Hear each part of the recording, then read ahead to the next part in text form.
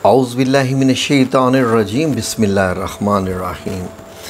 अल्लाहु अकबर, सुबहानल्लाह, अल्हम्दुलिल्लाह, अस्तगफिरुल्लाह।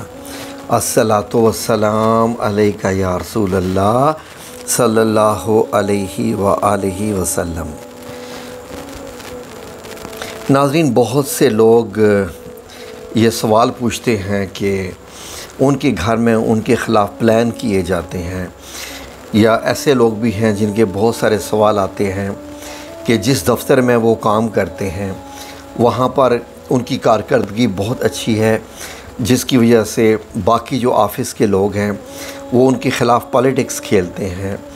हत्ता कि घर में बहू कहती है कि सास और नंद उसके ख़िलाफ़ जो है वो प्लानिंग करती रहती हैं और उसके खावंद के कान भरती रहती हैं। और बहुत सारी ऐसी माएँ भी हैं जिन्होंने ये हमें कहा कि हमारी बहू जो है वो हमारे बेटे में हमारे ख़िलाफ़ कान भरती रहती है, तो हम बड़ी मुश्किल में हैं, क्या करें। बहू भी चाहिए लेकिन बेटा दूर होता जा रहा है, तो बड़ी परेशानी है, क्या किया जाए।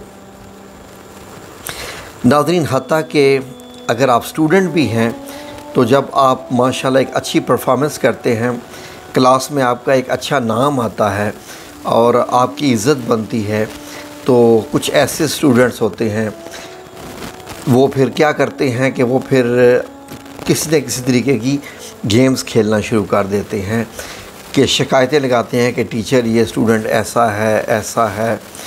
या वो फिर देखिए, असल में इंसानों में होता ही ये है कि ये जो चालें चलना होता है ना हम लोगों में, ये चालें इंसान चलता रहता है। और दुख उस वक्त लगता है कि जब आप सीधे रास्ते पे चल रहे हों, आप अपनी तरफ से नेकी दिखा रहे हों, आप अच्छे बन रहे हों, इसके बावजूद कोई आपके ख़िलाफ़ कोई चाले चले, तो दुख की बात उस वक्त होती है। उस वक्त इंसान का दिल टूट जाता है कि मैं तो अपनी जगह पर बहुत अच्छा हूँ, मैं हर एक का ख्याल रखता हूँ या रखती हूँ, तो फिर भी मेरे ख़िलाफ़ ऐसा क्यों होता है कि पूरे ख़ानदान में मेरे ख़िलाफ़ अफवाहें उड़ाई जाती हैं। ये माहौल इस दुनिया में जब तक दुनिया चलती रहेगी, इस तरह के माहौल चलते रहेंगे।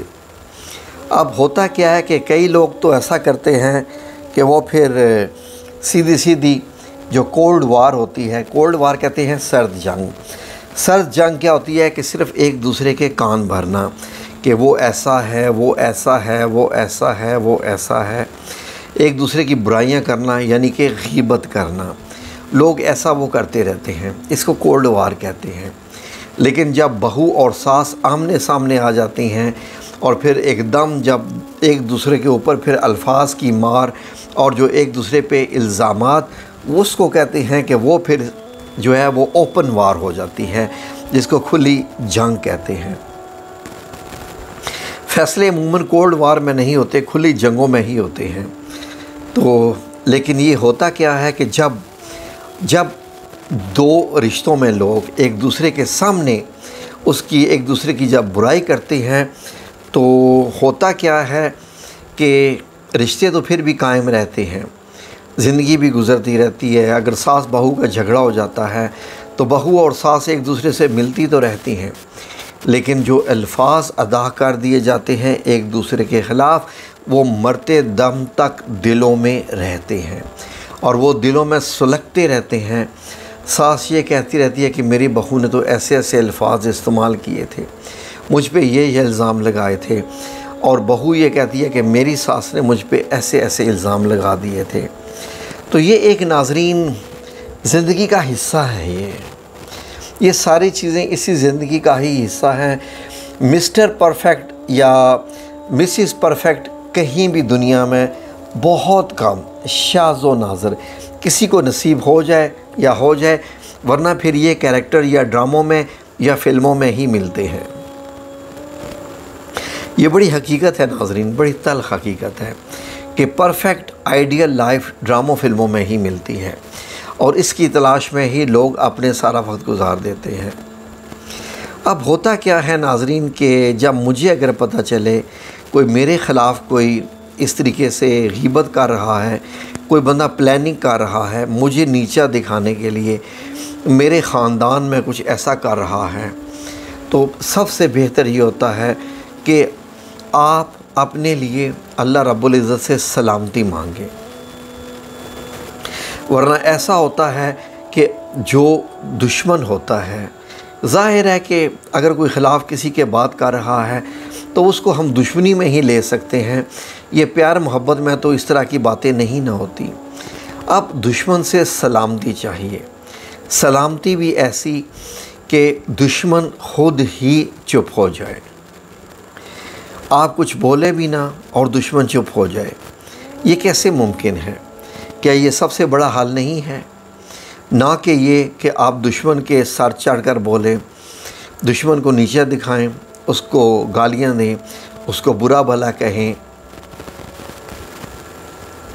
तो ऐसा है कि इससे बेहतर यही है कि अल्लाह रब्बुल इज़्ज़त का साथ लिया जाए, कुछ ऐसी आयात पढ़ी जाए कि जो आयात हैं उनके पढ़ने से अल्लाह रब्बुल इज़्ज़त आपकी गैबी मदद अता फ़रमाए और जो आपके ख़िलाफ़ बंदा चालें चल रहा है वो ख़ुद ही चुप हो जाए। यानी होता क्या है कि बाज़ दफ़ा जब हम 4 बंदे बैठ के किसी के ख़िलाफ़ बात कर रहे हों तो दिल में एक एहसास आ जाए कि यार देखो दोबारा भी तो मिलना ही है, दोबारा भी तो हमारी मुलाकात होनी ही है। तो बेहतर यही है कि उसके ख़िलाफ़ ना बात की जाए। अगर बात करेंगे तो होगा क्या कि जब दोबारा मिलेंगे तो उस तक तो बात पहुंच ही जाएगी। इसलिए नाज़रीन, कुछ ऐसी कुरान करीम में आयात हैं, अगर आप रोज़ाना सुबह उठ के 1 मिनट में इन आयात को एक बार पढ़ लें, यकीन करें कि सारा दिन आप ख़ुद भी बड़े सुकून में गुज़रेंगे और किसी की ज़रूरत नहीं होगी कि आपके ख़िलाफ़ कोई बात कर सके या आपके ख़िलाफ़ कोई किसी के कान भर सके या आपके ख़िलाफ़ कोई प्लानिंग कर सके। वो जैसे ही प्लानिंग करने की कोशिश करेंगे वो ख़ुद ही महसूस करेंगे कि वो इस दुनिया का सबसे गलत काम कर रहे हैं। कितनी अच्छी बात है कि अगर ऐसा हो जाए। तो नाज़रीन, हम भी जब सुबह उठते हैं तो कुछ ऐसी आयात हैं जो छोटी छोटी सी आयात हैं। ये आयात तकरीबन 7 हैं। इन 7 आयात को अगर आप रोज़ाना सुबह पढ़ लें 1 मिनट में, जस्ट 1 मिनट। वैसे जब आप रोज़ाना अगर पढ़ेंगे तो 30 सेकंड आपके लगेंगे। आप सुबह उठे, आपने नमाज़ पढ़ी है, उसके बाद आपने ज़िक्र अस्कार किए, तो उसके बाद मोबाइल की स्क्रीन में इसका स्क्रीनशॉट मैं जो है वो शेयर कर रहा हूँ, ये स्क्रीनशॉट ले लें और उसके बाद सुबह उठ के औज़ु बिल्लाहि मिनश शैतानिर रजीम बिस्मिल्लाहिर रहमानिर रहीम इन आयात को एक बार पढ़ लें। That's it. रोज़ाना एक बार पढ़ लें और उसके बाद आप देखें कि अल्लाह रब्बुल इज़्ज़त आपको कैसी आपकी हिफाजत करेगा। पढ़ने का तरीका क्या है कि औज़ु बिल्लाहि मिनश शैतानिर रजीम बिस्मिल्लाहिर रहमानिर रहीम 3 बार दुरूद पाक पढ़ें और उसके बाद जो है बिस्मिल्लाह पढ़ के ये 7 आयात पढ़े। ये 7 आयात हैं आपकी स्क्रीन पे आ रही हैं, ये सलामुन की आयात हैं। 7 मुख्तलिफ़ सूरतों में से मैंने रेफरेंस लिख दिया है कि सूरह यासीन में से, सूरह सफ़ात में से और उसके बाद अज़्ज़ुमर में से, अल-क़दर में से, ये जो 7 आयात हैं ये स्क्रीनशॉट है। ये पढ़ने के बाद ख़त्म करने के बाद दोबारा 3 बार दुरूद पाक पढ़िए, अपने हाथों पे दम कीजिए और चेहरे पे फेर लीजिए। यकीन करें कि आपका दुश्मन परेशान हो जाएगा कि वजह क्या है कि मैं क्यों इसके ख़िलाफ़ कोई बात नहीं कर पा रहा, वजह क्या है कि मेरा दिल इसकी तरफ अब खींचा चला जा रहा है, जो कि पहले तो ऐसा नहीं होता था। क्या वजह है कि मेरी हिम्मत ही नहीं पड़ी, मैं इसके ख़िलाफ़ ये बात कर रहा हूँ।